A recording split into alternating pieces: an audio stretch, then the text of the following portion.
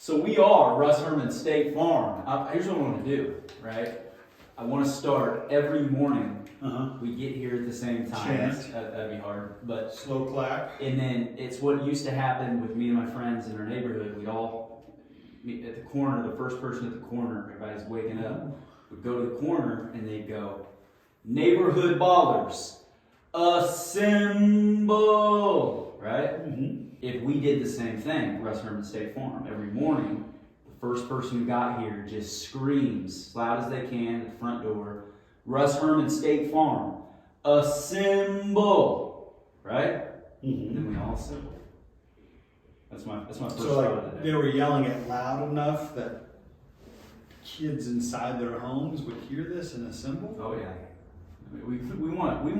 Or you have walkie-talkies? I mean, it brings to mind Lord of the Rings: Return of the King, when they light the flame, and then somebody 50 miles away lights another flame. Yeah. Somebody 50 miles away lights another flame. Right? So you Russ Herman State Farm, and somebody chants it, and we get it all across the world. Word of mouth marketing. Seems like it's gonna work. I like it. Seems like it's gonna work. I think it'll be good. What do we got today?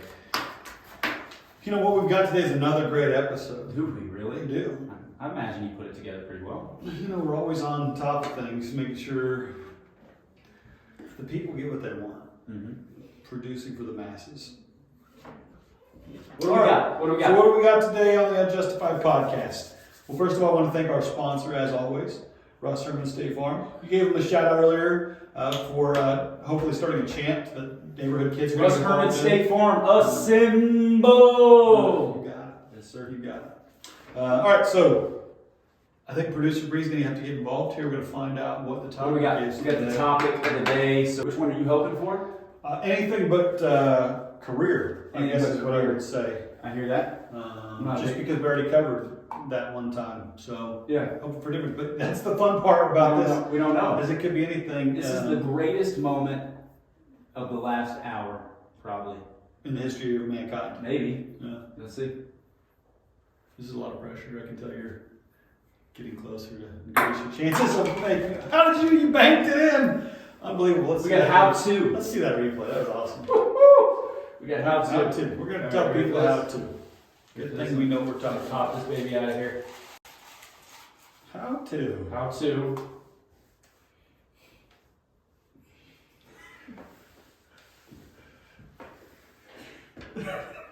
How to become a stand-up comedian. Okay, gotcha. How to become a stand-up comedian. That's our how-to today. We can't go back. That's what we're talking about. Right. So how to become a stand-up comedian. How to become a stand-up comedian. Deal, give me, and I need specifics here, give me the 3 things you need to do to become a stand-up comedian. 3 things. 3 things. We don't have all day for this. I need the top 3 things you need to do today to become a stand-up comedian. Okay. Number 1, if you have family, if you have a life, if you have a job, if you have things that you do in a town that you live, you've got to get rid of all of it. Okay. Quit everything. Number 1. Leave everyone. Okay. Isolate yourself. Isolate. Very good. Isolate. Become completely aloof from all that is in your current situation. Right. That's number 1. And that's number 1 for a reason. It's number 1. It's definitely one of the 3, right. But it's definitely number 1. You can't do anything else until you do all that. And then once that is the case and you're isolated, you spend a couple years. This is number 2? Number 2. Okay. Number 1, isolate yourself. Number 2. You're going to spend a couple years in that isolation. Okay? You're going to spend just inside the darkness of it. You're gonna. Are you doing anything with your career yet? Well, or are you just preparing stuff? No. Throughout this couple of years, there are some things. I'm talking about what you're doing in your head right now. I mean, as you're going about this in this isolation portion of a couple of years, you're gonna go start doing comedy shows. Okay. You're obviously gonna move to LA or probably New York, wherever you go. You're obviously gonna go to one of those places. Okay, you're gonna get an apartment with 12 other people and still pay $800 a month. You're gonna become more and more miserable. That's very, Is that one of the three things? Or is that just the byproduct of 1 and 2? Oh no, if you don't have a ton of misery building up over that number of years that you're in this period, you're not doing anything for yourself. So 1, isolate yourself. Isolate yourself. 2, you're gonna give it time. Give it time in that isolation. Obviously, move to LA or New York. Get the horrible living situation down. Get the life Ubering, lifting down.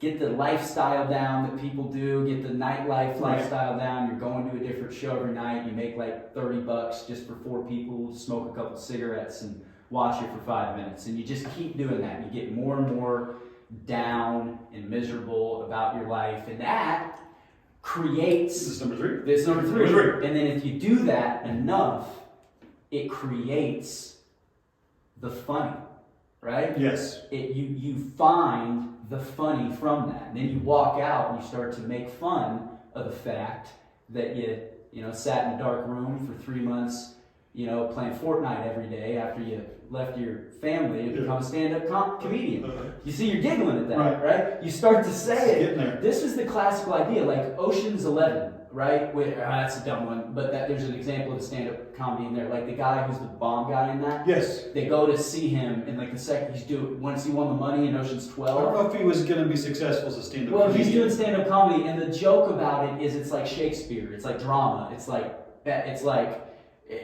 what stand-up comedy really is just walking up into a stage, looking at a skull and talking about the horrible misery of your life and everyone laughing about it. Okay. That's what stand-up comedy really is at its basic point. That's what it was in medieval times. That's what I feel like, because that's why you watch people who do stand-up comedy and the joke is some guy just walks out and talks about how his wife left him and everybody's like ha ha ha, because that's where the humor comes from. It comes from feeling sorry for somebody, feeling bad, or understanding it comes from making light out of the bad things in life, right? I feel like a lot of it in stand-up comedy. So number 1, and then isolate yourself. You'll get success from that. Number 2, give it time to cook. And then number 3,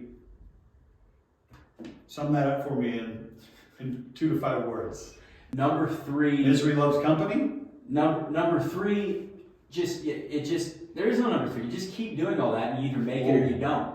Hold on. Number 3 is you make it. That's it. Number 3 is there is no number 3. I love that. No. I love that. Well, there is if you don't make it. Number 3 is you make it or you don't. You either right, or you don't get to number 3.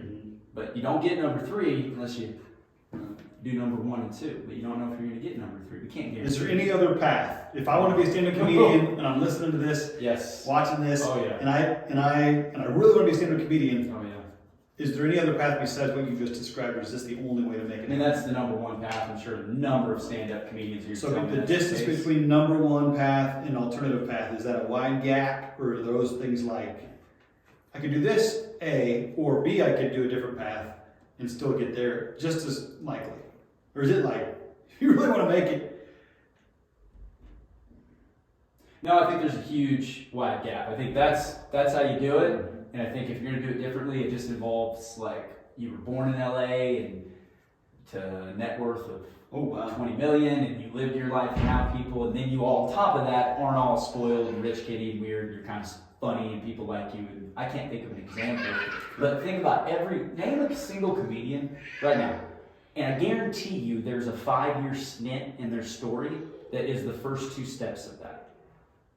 Like, I guarantee you. So I don't know what I'm talking about, but from my experience in pop culture and watching different comedians and documentaries and news and understanding, following the media, and I'm really a fan of stand-up comedy, I would argue, I think the story that I just laid out for you, I think people like David Spade and people like Norm Macdonald and people like Chris Rock and the comedians, they would go, yeah, that's the path to being a comedian. You give up everything and you go do this, and step 3 either happens or you don't. But you've got to live this life, and yes, they probably wouldn't be as negative as I would. I don't think that was negative at all. That's kind of fantastic. You've got to live this miserable life. That's just what it's going to be, and it's funny to say that because then it's not as miserable because you're just putting a label on it. Are you, last question about this, and we'll do our next topic. Are you surprised post Americans with Disabilities Act that stand-up comedians are still a thing?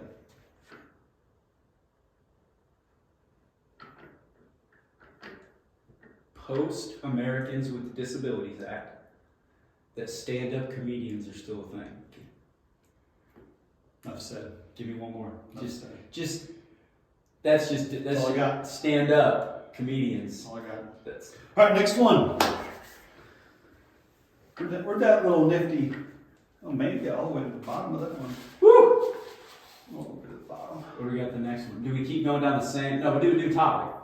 Whatever happens. Well, happens. we got to take how to out of it. Okay, that's a good idea. Yeah, we take how to out of it. We thought this out. Mm-hmm. We planned this.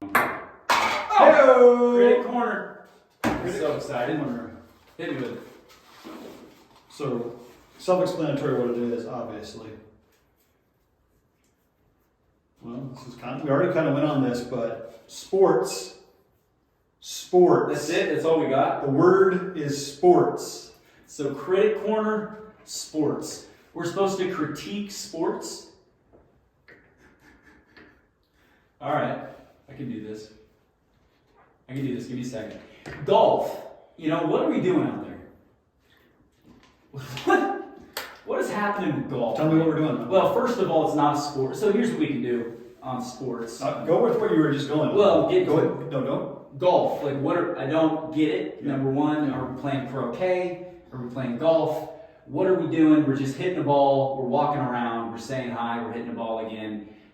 You know, I don't understand what the fascination is. Okay. What the 18 holes. I got 18 holes done. I'll do another in the morning. It's just being outside.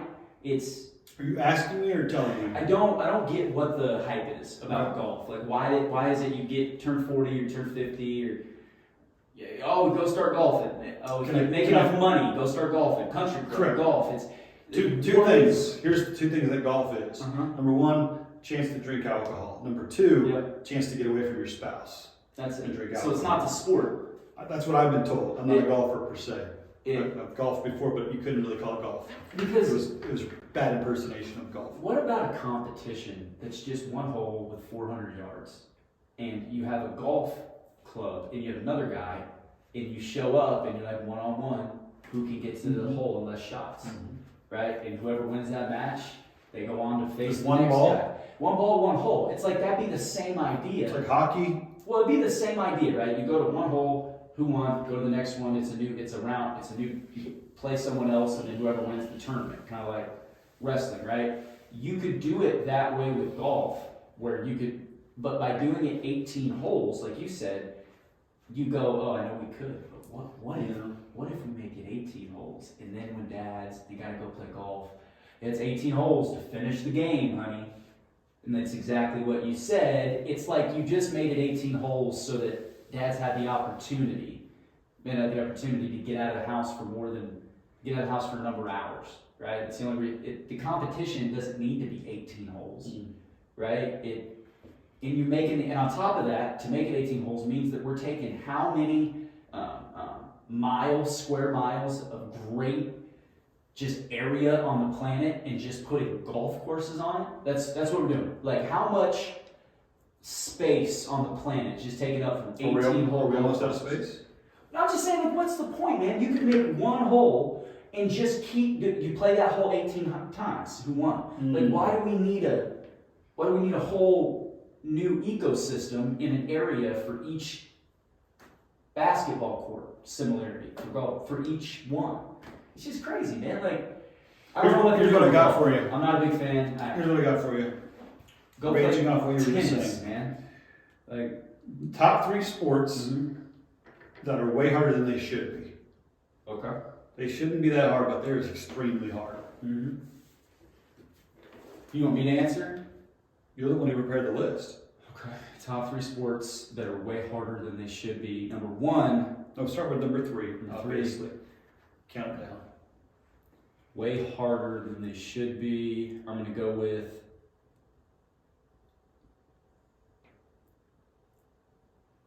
soccer for 3. Soccer for 3. You imagine it looks fun, you're outside, it's nice, but kicking a ball and getting it to go exactly where you want it becomes more difficult. It must be because it's so low scoring. Yeah, really difficult. I'm not going to put baseball in there. We're done with 3 already? I'm done with 3. Done with 3, just because of the difficulty to score a goal. Yeah, it should be more casual than it is. Is that what you're saying? Yeah, and the question you asked was harder than it seemed. Harder than it should be. Than it should be. Yeah. You look at soccer and you go, that should be easy. I'm just kicking the ball. Right. I'm going to have to take control of it. Yeah. But then you realize it's hard to get it to go where you need it. Here's the thing I realized playing soccer with my kids, because I didn't grow up playing soccer, some of my kids play soccer. Mm-hmm. You have to use your feet. Yes, like a lot. Never thought about that. Yeah. My hands work way better than my feet They do. at directing a ball. It's way harder.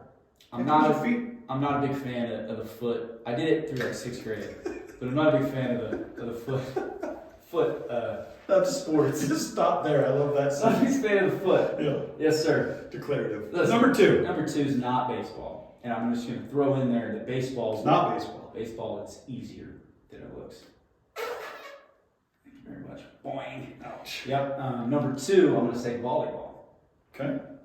You look, same idea, you look at it, you go, all right, we're just hitting the ball over the net back and forth. And then you get in there and you're like, ow, that hurts. Okay, it's the pain. You know what I mean? Gotcha. You're like, oh, I need to, and then you look at the net Mm-hmm. and you try to set it for your 14-year-old, but like now she's small, you're trying to, where would she need to jump to? Different people can jump different heights, so you're trying to get it at the right point where they can hit it down, and then you get a good team and you're trying to defend, and it's harder to look. Yeah, I think there's a lot more theory and organization that goes into X's and O's, if you will, that goes into volleyball than the layperson realizes. Yeah, it plays. The second thing, I grew up playing basketball. You grew up playing basketball, so the same court, right? Mm-hmm. Volleyball's played on the basketball court, not vice versa. Well, I would argue that. We play on same too. I'm a big fan of beach volleyball. But what I'm going to say is, so to me, the transition should be pretty natural for either of us to go play volleyball. Yes. Because of what we did growing up.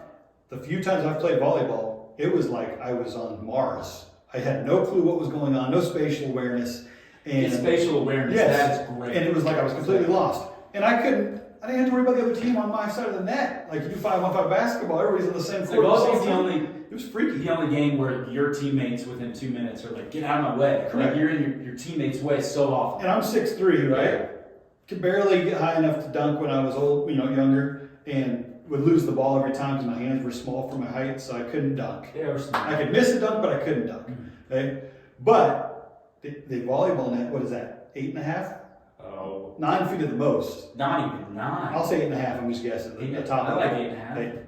For me, in my mind, it was 10 foot. So I didn't even try to spike it because I was like, I can't dunk, so I can't spike. That's the correlation in my mind. So volleyball, I'll agree with that one. That's a tough one. And you want to catch it when you're setting it. It's calming. Volleyball with the feet, that would be second nature heart right there. Foot volleyball. Great drill for soccer teams to practice. Number 1 on the list. Number 1 on the list. Whew. Number 1 of a sport that is harder than it looks. Harder than it should be. That should be. Like anybody could do this, and they go out and try it, and it's like, no, this is pretty hard actually. Track. Go on. Let's just take it at its base level by the looks. They're just running. Yeah, simple just enough. handing some batons. Mm-hmm. But I think this one's pretty right in your face. They're just faster, and it's. I think 40% of the population, maybe more, at least in America, probably have never tried to do anything physically. Anything ever as hard as people. I thought that was the end of your statement. No, as hard as people who run track try. And I say this when we ran track. From an effort standpoint? Just from an effort standpoint. Okay. I don't think there's a sport where the players in it, well, it's not sports competition. That's another conversation, right? I don't think there's one that people who compete in it leave as much on the court, field, track. Mm-hmm. I don't think there's one where they just. When I ran track, you should not be able to move after a track meet. Yeah. If you can physically walk around after a track meet, there's a problem. When I was in school and I ran track, after a track meet, I literally would need my buddies or my mom to like pick me up. Mm-hmm. I was laying on the grass and I couldn't move my legs. I was hyperventilating and absolutely just, and I feel like track calls for that. Wrestling, boys in wrestling, sports like that where it's not a ball, it's not a game, it's just going. I'm running, I'm fighting, and you're going and going and going across country. Best track memory, go. Senior year, or not senior year, 8th grade. Mm-hmm. Sorry, that's when I ran track mostly. This is your senior year of middle school. Senior year of middle school, 8th grade. So I'm behind. I run the 800 meter. Okay, I win it barely, and then I got to run the mile for the championship, whatever 8th grade. I got to run the mile, and it's like 20 minutes later. Right, the way the track meet worked out, normally I had more time. The way this ended up, it was a half mile, and then it wasn't. Maybe less. And I was still tired from the 800, and I was getting ready to run the mile. So we go, and this kid is beating me. I'm the first, we'll go around 4 times on a track. He's beat me after the first time. I'm usually not getting beat from circle, I think, by like a half or 3/4 track the whole time. And so on the first go around, I'd never done this before. I intentionally started having logically thinking about how I was going to run the race. Game plan. Normally when I run a race, I just go as hard as I can, and I was better because I ran harder and I was faster. This one, I realized I was too tired and I was going to lose. Okay. So I stopped running hard, and I was letting people get by me. I never did that. Okay. And I saved it. And I remember Shipman, our coach Shipman from Hazel Middle School in 8th grade, was like coming up to me on the floor, like, "What are you doing? What are you doing?" And I had to look at him as I'm running and go, "I know what I'm doing." I looked at him and I said, "Trust me." I said, "Come on, I'm going to go in a minute." Yeah. Right, I'm going to go. And I got to starting the 4th time around, and I went. I had never done it before, so I was introduced right there to how much energy I could save up if I did that. And I'll never forget, this guy was 3/4 of the way ahead of me. And I took off on that last race, got him, and I beat him for first place in 8th grade in the mile, probably by one stride. Dude, just made it the Chiefs winning, to bring this full circle, the Chiefs winning in the 4th quarter. They just played for 48 minutes. Mm-hmm. And I just barely won in the end and I always remember it because I had to game plan it. And I remember that if I would have ran as hard as I could and not step my energy back and thought about how I could apply it over this next 4 or 5 minutes, then I would have lost. I think there's a good lesson for that in life. I think about it a lot back to where I'm running. It's the number one. I daydream about that once a week. Wow. I'm 30. Wow. Once a week, no question. I bet it was a sight to behold. Oh, the guy was seeing you come back. It was at HMS, and the guy was up there on the he had our names. Oh, okay. And he's going, and Locksman's going, and oh my, and that's what added to it. I forgot that he's saying it. Yeah. So and I'm hearing it. That's some adrenaline from that too. Wait, he's I hear it, and that gets me going, man. That's cool. They should have that at every. Yeah, that's really good. That's my best memory. I like it. I'll do mine real quick. Oh, Ruffle, please give me real quick. Your best memory. I ran track for 4 years in high school. Coached track for years at the high school level. But the one thing that stands out to me, and obviously to make this quick too, has nothing to do with me, is one of my teammates in high school. My favorite event was the 4x8 because it felt like a team event, being a relay. And I had a guy that was fast. We had a good 4x8 team every year I did it. He was fast. Josh Smith. I'm somewhat related to the person through marriage now. But Josh Smith, 6'5", 220, I'll say. From the Atlanta Hawks? Not that one. But this guy is a big tight end in football, defensive end in football. That just did track because he wanted to be, active. And could run at 201, 202, if I remember right. Oh my gosh. With the under 201? But this is in high school. Yeah, this is a freight train though, of a man coming around the track 2 times. So I just can remember how big and powerful he was, but the fact that he had that much endurance to be able to run that fast for that long and his size was very impressive. Struck out to you. Oh yeah. It was probably like a pink cloud time. You probably can't do that anymore. There's probably a small period of time where that guy was just gifted. You'd have to ask him if he could do it anymore. I think he might weigh a couple pounds more than 220 now. Yeah. Because he's a year older than me. So most of us gain weight as we get older. But we don't know. He's in the best shape of his life. On our next episode, Josh Smith will be running at 800 for time. We're going to get him here. Josh, where are you? He's in North Carolina. I'll give him a call and see if I can get the sponsors to pay for him to come up and run. Let's get him on the podcast. Hey, if you can let the sponsors know, I'd really appreciate it. I'm going to let the sponsor know. Yeah. And on the next episode of the Unjustified podcast, be on the lookout, Wichita. Be on the lookout, because our next episode, we are going to be on location filming the next episode.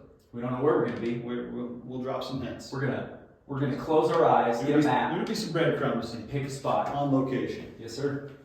Thanks for joining us.